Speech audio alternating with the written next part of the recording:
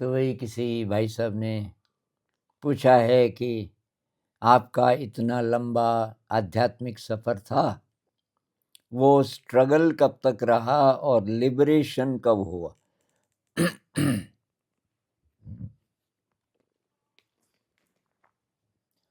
तो ऐसा लग रहा है जैसे कोई मुश्किल काम है और उसमें आपको बहुत ज़्यादा एफ़र्ट लगाना पड़ा और अंत में आपको सफलता मिली, तो स्ट्रगल ख़त्म हो गया और लिबरेशन मतलब आप पहुँच गए जहाँ पहुँचना था।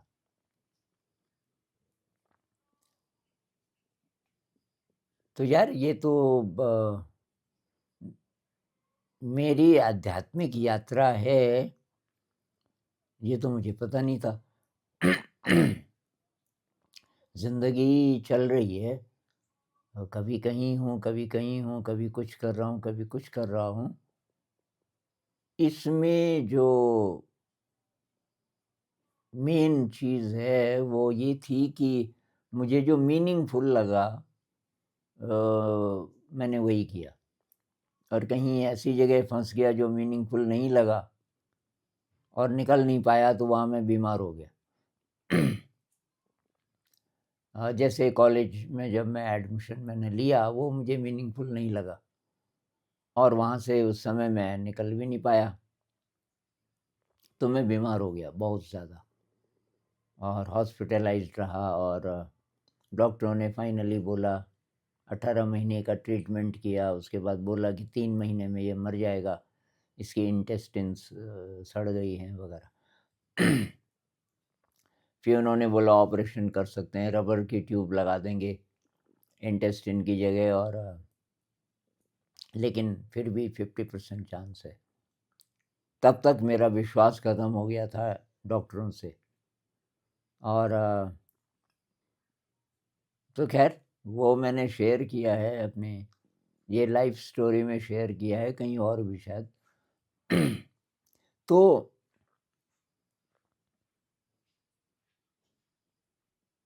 जब से थोड़ा-सा ये एक्सप्लोरेशन बढ़ा कि क्या है ज़िंदगी, ख़ासकर ये जब मैं ठीक हुआ बीमारी से और ठीक होने के पीछे एक फैक्टर ये था कि मेरा फ़ेथ दोबारा से वापस आया। मेरा विश्वास ख़त्म हो गया था कि कोई दिव्य शक्ति है, कोई ईश्वर है, कोई अल्लाह है, कोई बड़ी कुछ भी नाम दो, कुछ है, वो ख़त्म हो गया था। और ये जो साइंस है, इसलिए मैं कहता हूँ ना कि साइंस डिस्ट्रक्टिव है।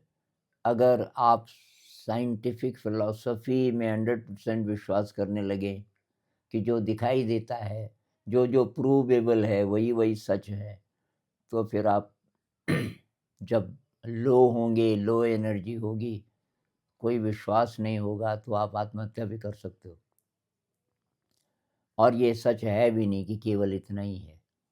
अ, अभी मैं अपने भी अनुभव से बता सकता हूँ कि केवल इतना ही है जितना कि साइंस कह रही है यूनिवर्स के बारे में और आत्मा नहीं होती, कोई बड़ी शक्ति नहीं होती, इत्यादि, इत्यादि। अ, अब मैं साइंस को बहुत लिमिटेड मानता हूँ अभी। बहुत कुछ है जो प्रूवेबल नहीं है, अभी साइंस के पास अ, हैं नहीं टूल्स और ना साइंस वाले इस काबिल हैं ज़्यादातर। क्योंकि ये जो एक्सप्लोरेशन है, ये आत्मा इत्यादि, इत्यादि इसमें पर्सनल एक्सपीरियंस की बहुत ज़रूरत है, जिसको साइंस मानता नहीं।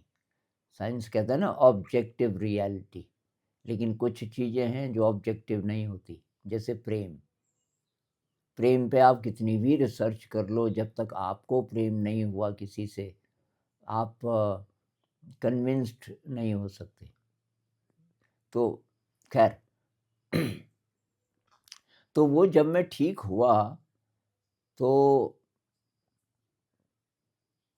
मैं उस रात बाहर लेटा हुआ था, गर्मी का टाइम था और अंधेरी रात थी, एकदम अंधेरी। क्या पता अमावस्या के आसपास का टाइम होगा और आकाश में कोई बादल वगैरह नहीं था, तारे ही। और एकदम अनंत आकाश।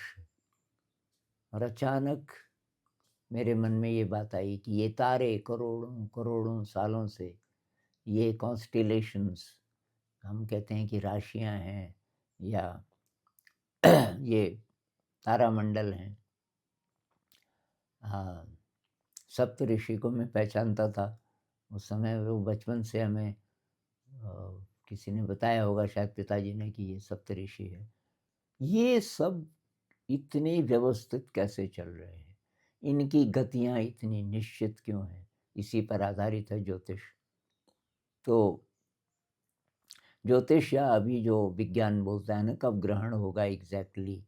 कॉमेट, कोई हेलीज़ कॉमेट था एक 70s 80s में, कि वो दोबारा आ रहा है 76 ईयर्स में दोबारा दिखता है। एग्ज़ैक्टली कैसे आपको पता 76 ईयर्स में? मतलब ये गतियाँ एकदम निश्चित हैं। इतना व्यवस्थित कैसे चल रहे हैं? तो कोई फ़ोर्स है, उसको कुछ भी नाम दो, कोई इंटेलिजेंस है। और फिर हम पर फ़र्क पड़ रहा है जी, उनकी रोशनी का। सूरज की रोशनी से ये सब चल रहा है। सूरज से जो रेडिएशन आ रहा है, वो सपोर्ट करता है पृथ्वी को, और जो ग्रेविटेशन वगैरह।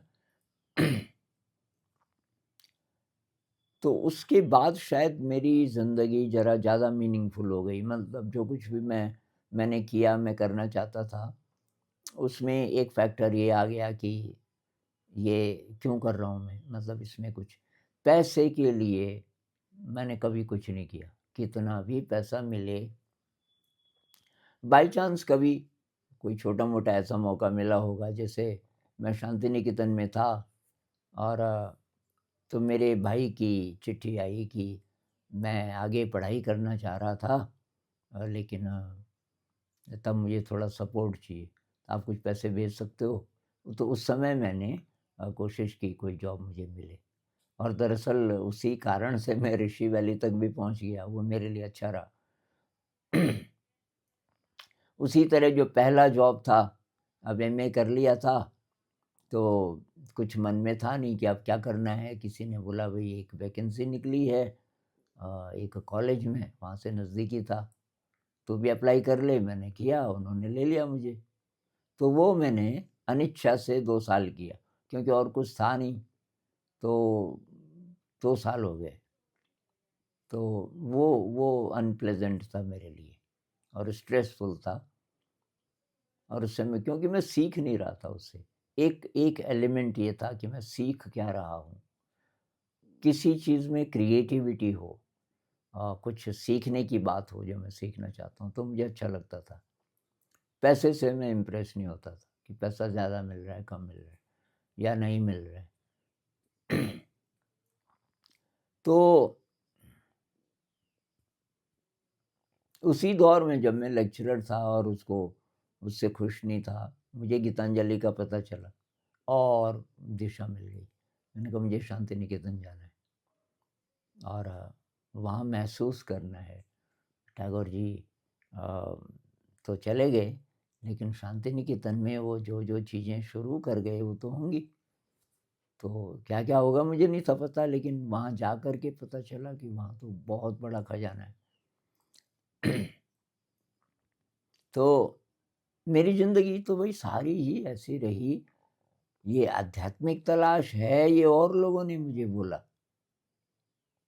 कि आपकी कोई तलाश है। तब मैं सोचता था, अच्छा आध्यात्मिक बोलते हैं इसको। क्योंकि एक वाइस चांसलर थे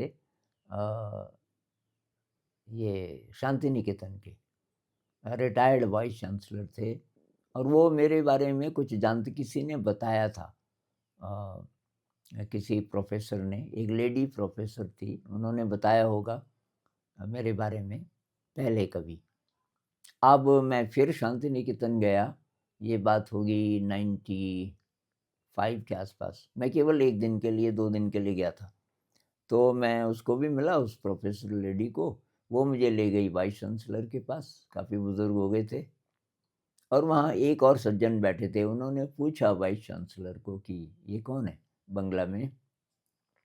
तो उन्होंने बोला कि এটা হচ্ছে सत्यान्वेषी, ये सत्यान्वेषी है, सत्य को ढूँढने वाला। तो ये जो टाइटल्स थे ये लोग देते थे मुझे, और तब मैं सोचता था अच्छा ऐसा है क्या? मैं सत्य की तलाश कर रहा हूँ। तो स्ट्रगल, अध्यात्म में स्ट्रगल तो मुझे याद नहीं आ रहा, क्योंकि स्ट्रगल में ना ऐसी सेंस आ रही है कि भाई कर लो मेहनत, और मेहनत के बाद कुछ फल मिलेगा, ऐसा मेरा कभी नहीं था। ये जब विपस्सना मेडिटेशन मैंने शुरू किया, इसमें कष्ट बहुत आया मुझे, बहुत ज़्यादा। लेकिन वो तो उन्होंने पहले बोल दिया था, दुखद संवेदना भी आती है, तटस्थ होके देखो, और दुःख मैंने बहुत देख लिया था पहले। दुःख कहो, कष्ट कहो, बेसिकली कष्ट, लेकिन मेरे लिए वो दुःख भी था, क्योंकि तब तक जब मैं बीमार हुआ था बहुत ज़्यादा, मुझे ये पता नहीं था कि कष्ट पॉज़िटिव भी हो सकता है। तो मुझे वो नेगेटिव ही लगता था कि क्यों आया? ये कब जाएगा? तो विपस्सना मेडिटेशन में कष्ट जितना भी आता था, मुझे अच्छा लगता था कि कष्ट का मतलब सफाई हो रही है, और एक्चुअली वही हो भी रहा था। मतलब प्यूरिफ़ाई हो रहा हूँ मैं, और प्यूरिफ़िकेशन के प्रोसेस में वही रिपेयर करते हो आप किसी चीज़ को, तो ठोकते-पीटते हो ना उसको। अ, कोई बर्तन है बहुत ही ज़्यादा गंदा, शादियों के टाइम पे होता है ना, कि कोई इतना बड़ा बर्तन है जिसमें कि 200 लोगों के लिए दाल बनी, मान लीजिए। अब वो खाली हो गया तो नीचे भी कुछ चिपका हुआ है, या भात बना तो भात ज़रा ज़्यादा चिपका होगा शायद नीचे।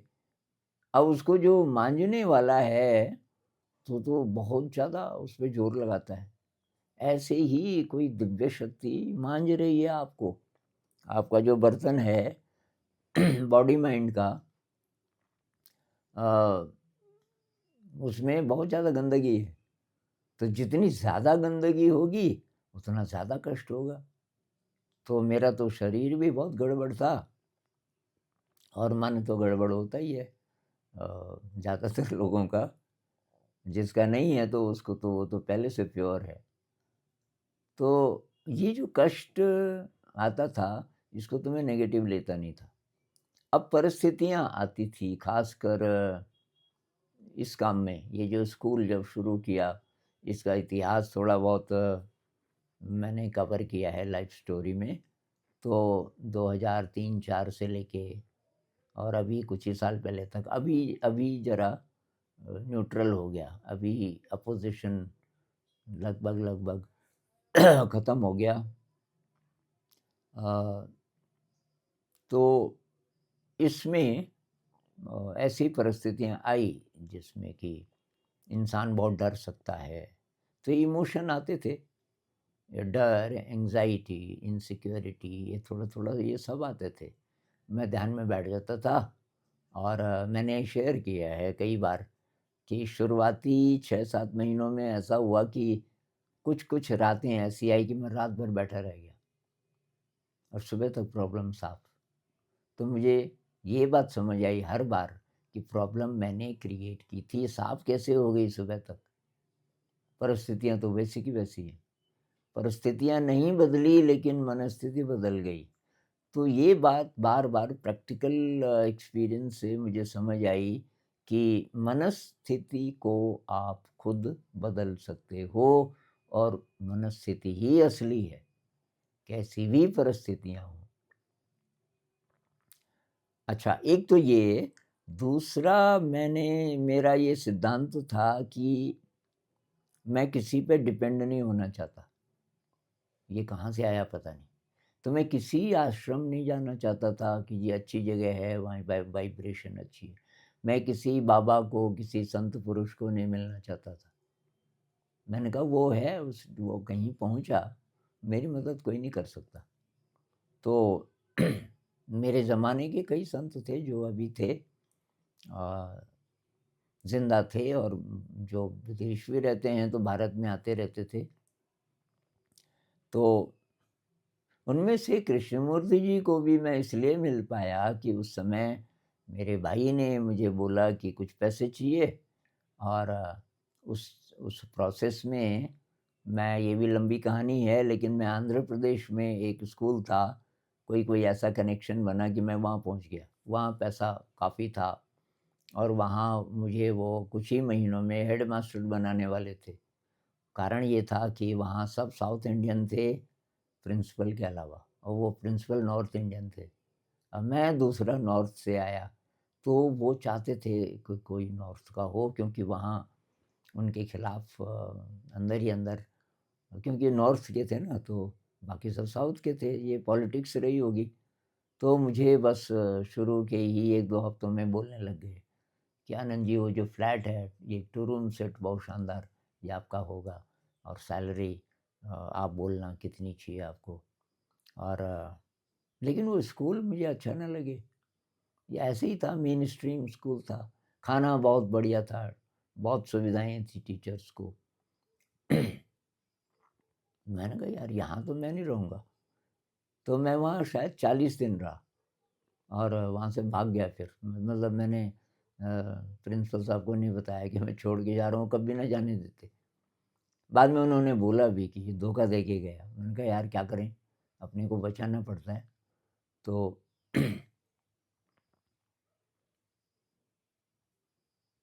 तो सिक्योरिटी, ज़्यादा सैलरी, आराम से रहेंगे, ये सब चीज़ें मुझे लगता था कि ये इंसान के लिए नहीं है।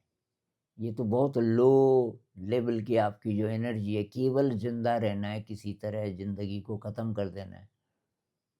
बड़ी मुश्किल से तो ज़िंदगी मिली। कहते हैं ना, मनुष्य जन्म बहुत मुश्किल से मिलता है, इस पे मेरा भी विश्वास है।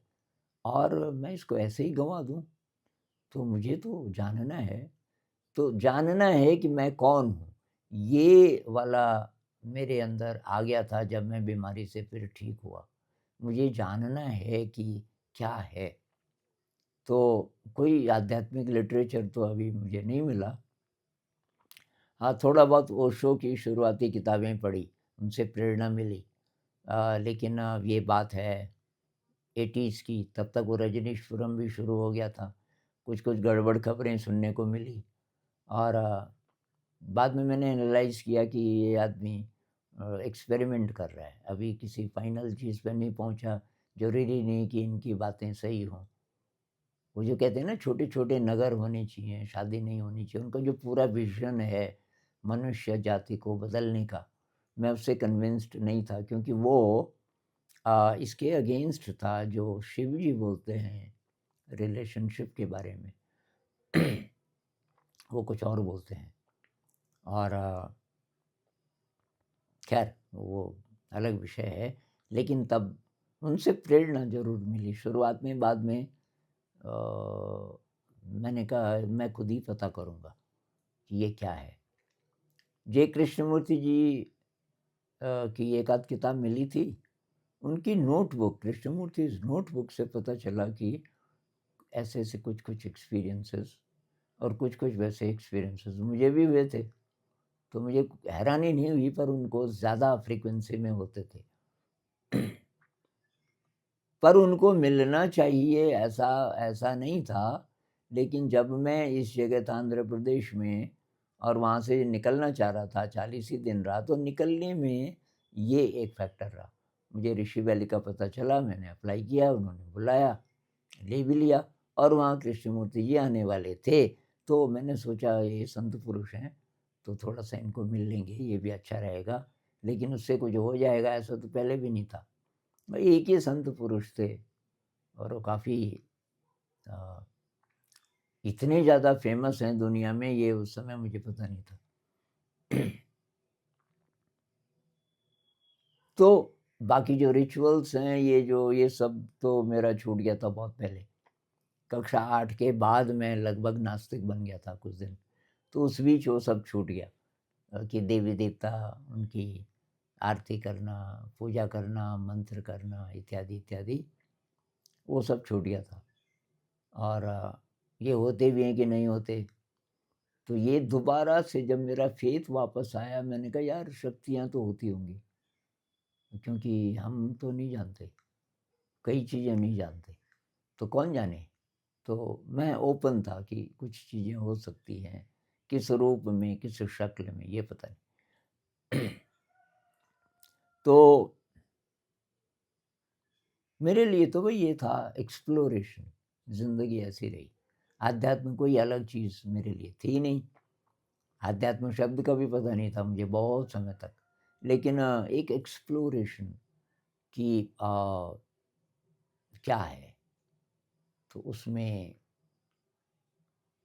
उसमें मुझे बाद में पता चला, एक तो क्रिएटिविटी का बहुत ज़्यादा मुझे महत्व लगा अपनी एक्सप्लोरेशन में, अपनी एनर्जी के साथ काम करने में। और ये जो चीप डोपामिन है, बाहर की चीज़ों से, इंद्रिय सुख से, ये मुझे बहुत लेज़ी लगता था। और अब साइंस कह रही है कि एक्चुअली है भी। आप इंद्रिय सुख में ज़्यादा लिप्त रहेंगे उस समय, अच्छा तो लगता है, लेकिन वो आपके ब्रेन को लेज़ी बनाता है और एडिक्टिव बनाता है। उससे जो डोपामिन मिलता है वो एडिक्टिव है, जैसे अल्कोहल है। अल्कोहल भी तो अच्छा लगता है ना शुरुआत में, जब आप अल्कोहलिक बन जाते हो आप छोड़ना मुश्किल हो जाता है। ऐसे ही है ये डोपामिन का। तो जो डोपामिन आपको क्रिएटिविटी से मिलता है वो सार्थक है, क्योंकि वो आपके ब्रेन को रिवायर करने में मदद करता है। जो चीज़ें रिलीज़ होती हैं आप ही के अंदर से, किसी बाहरी फैक्टर के कारण नहीं, बल्कि आपकी क्रिएटिविटी के कारण, वो चाहे सेरोटोनिन हो, डोपामिन हो, ऑक्सीटोसिन हो, ये सब रिलीज़ होते हैं। जब आप क्रिएटिव होते हैं, आपको अच्छा लगता है, आपको मज़ा आता है। तो बाकी जिसको आप संघर्ष कह रहे हो ना, तो भाई पेंटिंग में कोई संघर्ष है क्या? आप आर्टिस्ट हो, मूर्तिकार हो, अगर उसको आप संघर्ष मान लोगे, तो लोगों ने तो ज़िंदगी लगा दी। ये कोई मूर्तिकार है, जिन लोगों ने ये बनाए होंगे मंदिर, जो कि भारत में साउथ में कुछ मंदिर है ना, चट्टान को कुरेद कर, चट्टान एक ही चट्टान है और उसके अंदर उन्होंने वो धीरे-धीरे कार्व कर कर के और मंदिर बना दिया। पूरा लाइफ़ टाइम लग गया होगा। तो वो स्ट्रगल है कि वो कुछ और है। कृष्णमूर्ति जी कहते थे एलिफेंटा केव्स हैं कोई, मैंने तो नहीं देखी बॉम्बे के आस-पास, समुद्र के किनारे, वो कि मेडिटेशन में बनाई होंगी, जिसने भी बनाई, और कई साल लगे होंगे। ये वास्को डी गामा भारत आए, कई हज़ार किलोमीटर चल के, जान जोखिम में डाल के अ, क्यों आए? तो स्ट्रगल अगर है तो आदमी तो ज़िंदा नहीं रहेगा, कब तक झेलेगा उसको? अगर कोई मोटिवेशन है, तो तब वो हमको अच्छा लगता है, कितना भी संघर्ष हो अच्छा लगता है। भाई साइकिल सीखते हैं, अब पता नहीं भाई मुझे तो बहुत चोटें लगी साइकिल सीखने में, क्योंकि मैं तो ऐसे गाँव से आया था, जहाँ की दूर-दूर तक सड़क नहीं है, कहीं से कुछ कोई गाड़ी-घोड़ी नहीं दिखती। 6 किलोमीटर दूर कोई सड़क थी, उसका एक बेंड दिखता था शायद, ध्यान से कोई देखे, तो बाय चांस आपने देखा और उस समय कोई बस जा रही है, तब दिख जाए तो दिख जाए कि कोई वाहन भी होता है। तो मैं तो वहाँ से आया था, तो साइकिल मेरे लिए बिल्कुल नई चीज़ थी, बहुत चोट लगी, लेकिन छोड़ा नहीं। ये वैसे ये छोटा बच्चा 2 टाँग पे चलना सीखता है, तो स्ट्रगल है क्या? स्ट्रगल होगा तो कभी नहीं सीख पाएगा, उसके लिए वो जिज्ञासा है। जिज्ञासावश हम जो करते हैं उसमें मज़ा आता है। लोग पहाड़ पे क्यों चढ़ते हैं? पर्वतारोही मज़े के लिए, उनको मज़ा आता है। अब क्या मज़ा है वहाँ? मतलब कदम-कदम पे मृत्यु है। ज़रा-सा पैर फिसल गया, ज़रा-सा कुछ, कई मर भी जाते हैं, लेकिन उनको मज़ा आता है उसमें। जिस चीज़ में हमको मज़ा आता है, तो उसमें जो संघर्ष है, उसको संघर्ष बोलना ठीक नहीं है, उसको स्ट्रगल बोलना ठीक नहीं है। वो उसका हिस्सा है। डांस संघर्ष है क्या? स्ट्रगल है। भाई कई-कई घंटे लोग डांस करते हैं, मज़ा है उसमें एक प्रकार का। शरीर थक जाता है, लेकिन मज़ा है फिर भी। तो मेरी ज़िंदगी जब-जब मीनिंगफुल रही, तब-तब मेरे लिए ऐसा रहा। जब मीनिंगफुल नहीं रही, तब मैं बहुत बीमार हो गया, बहुत उदास हो गया और ये सब है पहले की बात। ख़ासकर जब से ये प्रोग्राम शुरू हुआ, 2003 अक्टूबर में विधिवत तो अ, विधिवत ये शुरू हुआ समझ लो आप जुलाई 2004 में।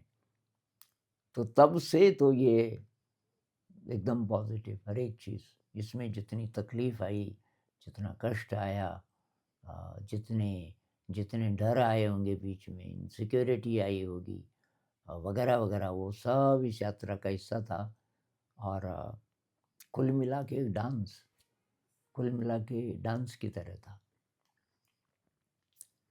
और जिसको आप लिबरेशन बोल रहे हैं, उसका भई मुझे नहीं पता वो क्या होता है।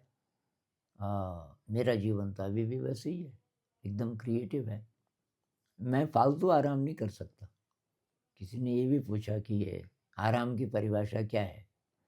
तो मैंने कहा भई आराम की परिभाषा ये है कि अगर शरीर बहुत थक गया तो शवासन कर लो थोड़ी देर और आपका दिमाग थक थक गया, कुछ ऐसा काम कर रहे थे, थोड़ा ध्यान कर लो। बाकी गुदगुदा बिस्तर हो, कोई पैर दबाने वाला हो, ये सब मुझे वैसे ही लगता है जैसे कि कोई कोई भैंस है ना भैंस को कोई नहला रहा है, कोई चारा खिला रहा है वगैरह-वगैरह। लो एनर्जी की चीज़ें हैं। इंद्रिय सुख में जितना आप लिप्त रहोगे, उतना आपका ब्रेन लेज़ी होगा, उतना आप साधना से दूर होते जाएँगे। अब साधना आपके लिए बहुत मुश्किल होती जाएगी। इसीलिए तो थोड़ा ऑस्टेरिटी ज़रूरी है। त्याग की ज़रूरत नहीं है, बैलेंस की ज़रूरत है। भई कितना खाना है और बहुत ज़्यादा स्वादिष्ट, बहुत ज़्यादा मसाले ये वगैरह-वगैरह नुकसानदायक भी है।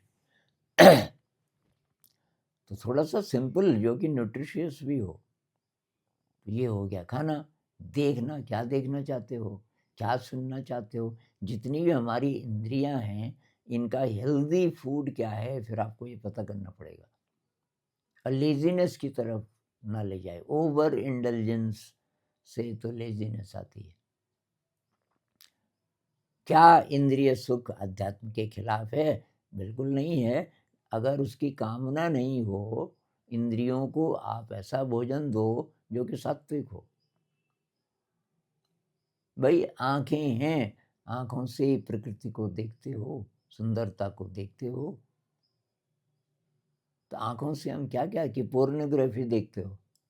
तो हेल्दी फूड क्या है आँखों के लिए? वो वही होगा जो अध्यात्म में मदद करेगा।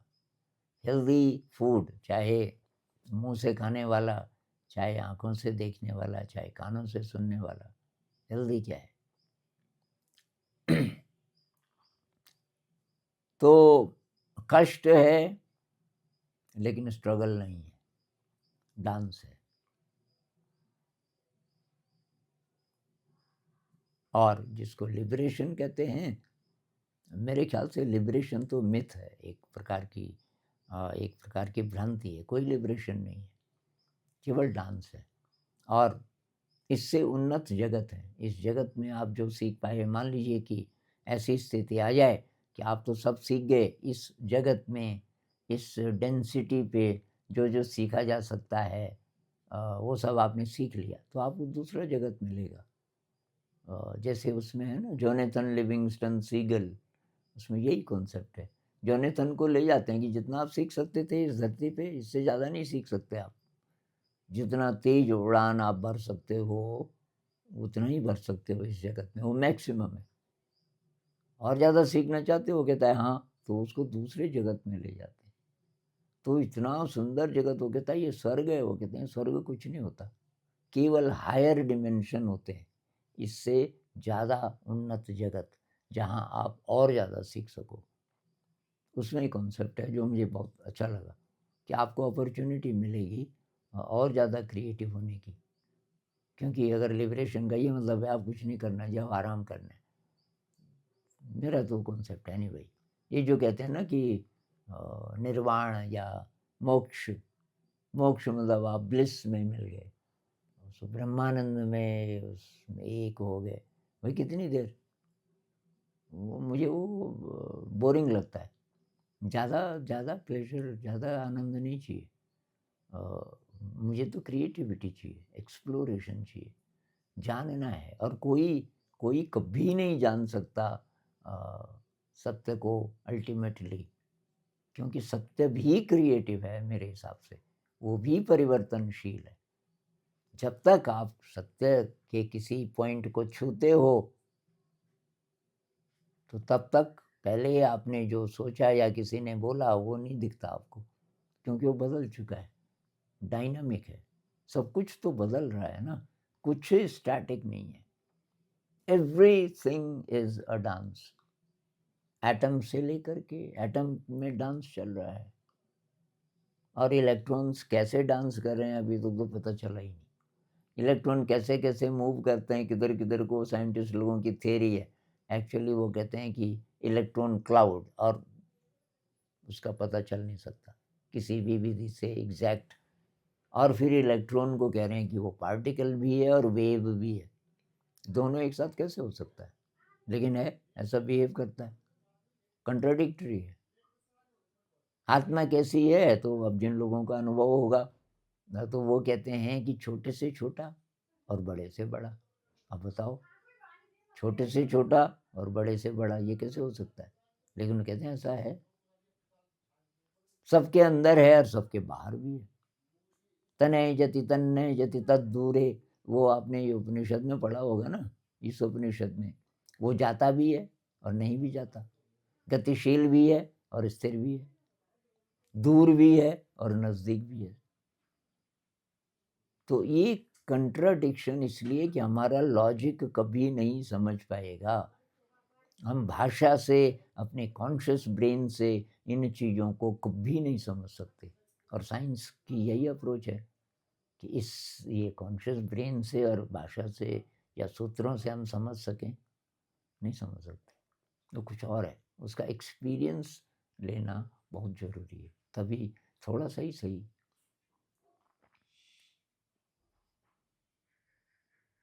तो मेरे ख्याल से इतना बहुत है अभी। नमस्कार।